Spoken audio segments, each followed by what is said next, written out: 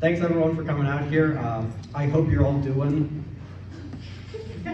good, bad, doesn't matter, who knows, who cares. Let's just get started. So I think, if I get older, I think I would like to become just like a really weird and eccentric old man. And I think to do that properly, there's like two main principles that you have to follow. And one is that you have to have really interesting stories to tell.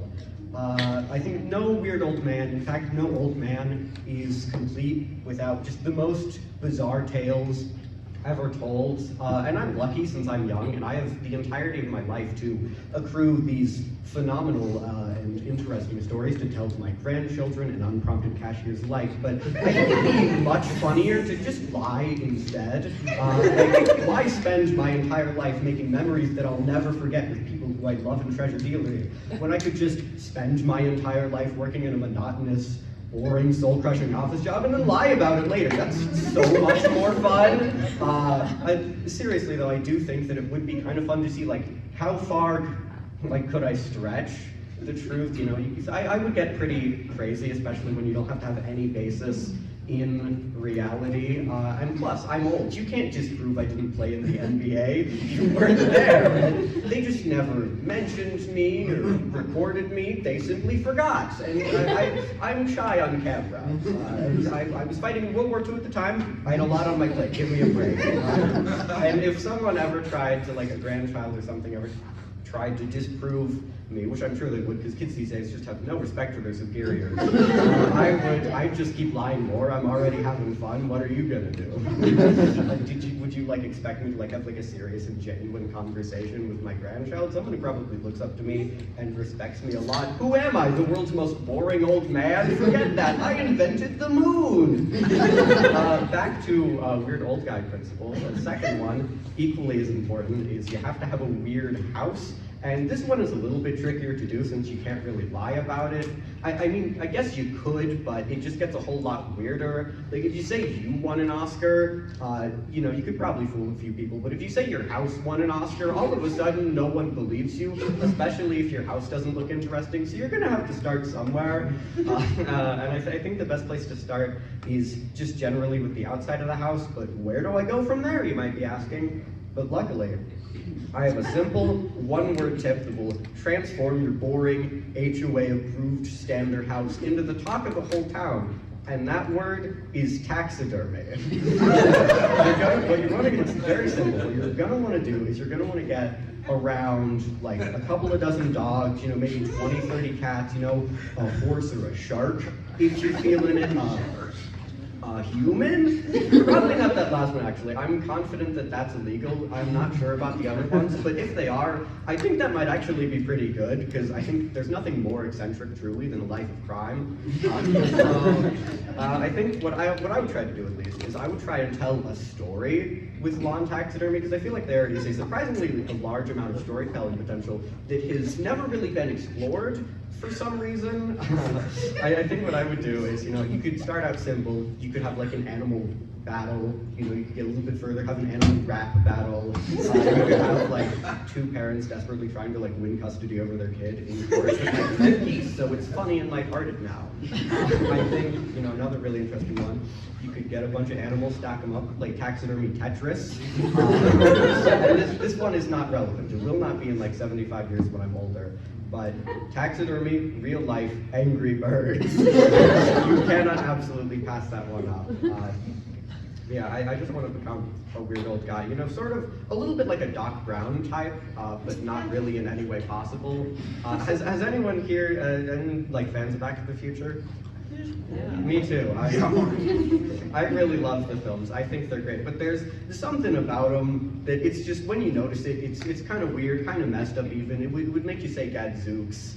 I think we're probably all thinking of the same thing. I'm just going to go ahead and say it. At no point in time does Doc Brown ever try and prevent a war. Why not? Does he like them? I mean, he created one of the most powerful and impressive technologies ever created, and the only thing that he really purposely does with it is go a little bit into the future. Do you know what I'd be doing? Preventing World War I. Prevent that one, you've prevented at least 2 other wars and millions of deaths, but he looked at it and was perfect, just as it should be. Like the Cold War, ideal. World War II, phenomenal. And I know it's not necessarily a war, but the Great Depression, called great for a reason. I'm not changing that.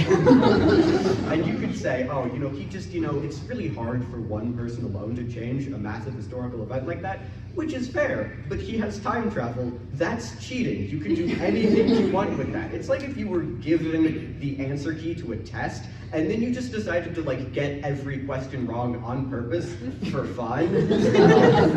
And you could also argue that, maybe, he just didn't think about it. But nonsense, he invented time travel. He had to at least consider stopping a war. I believe that he had to have purposely come to the conclusion that every war and major tragedy is just really cool, and that is messed up. That is really truly messed up, and I think that he should not be hanging around this high school age kid for a different reason than everyone else likes to commonly point out. But I think to give him some credit, at least, he has made a couple of good changes to the timeline. And the first one was, in the second movie, he got rid of the apocalyptic, dystopia was Biff, and that's good. I like that one. I would like to see more like that, actually. But what's even more important is the second one, and that is stopping Marty McFly's son from being arrested, which, sure, I'm not necessarily opposed to that. I think, sure, you can do that if you want. But, you haven't gotten rid of the Spanish flu. You should work on your priorities just a little bit. So since he's called Doc Brown, we're supposed to assume that he is telling the truth and that he has a doctorate in something. The movies never really specify, but I really, really hope that it isn't in medicine. Just covering everything that we have, I feel like he'd be terrible. I can just very easily imagine him being well, you have lung cancer. Don't worry, there's a very easy and preventable method that's at very high survival rate. I don't feel like giving it to you. The timeline could branch in unexpected ways. I just want to see it run its course. Who knows what the true effects of this can be. And doesn't even really affect me or Marty, so I'm just gonna let it stay the way it is. I just want to, again, thank everyone for coming out here tonight. It's been really great around the midway through my set.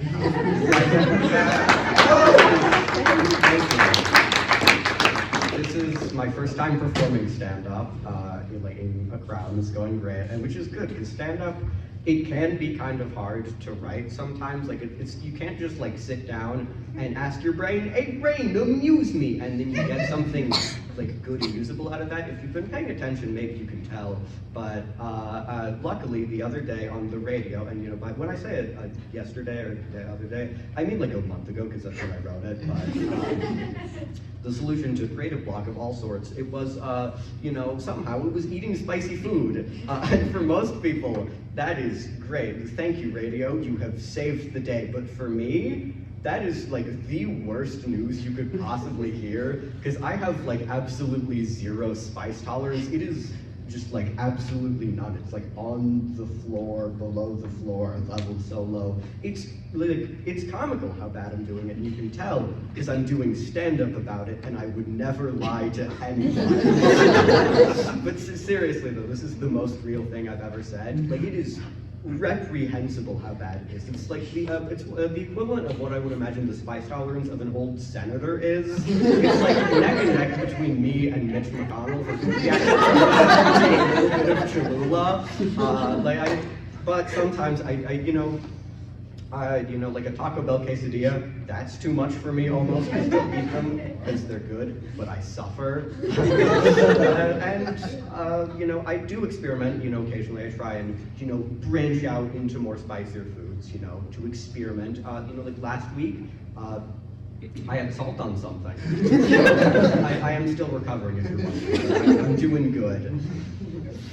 Okay, I think I have one more bit. It's a story that happened with me and a friend. It's mostly the friends, but so it's me and my friends. We're at Starbucks. We're just hanging out. We're chilling, We're getting our food in line, or our drinks.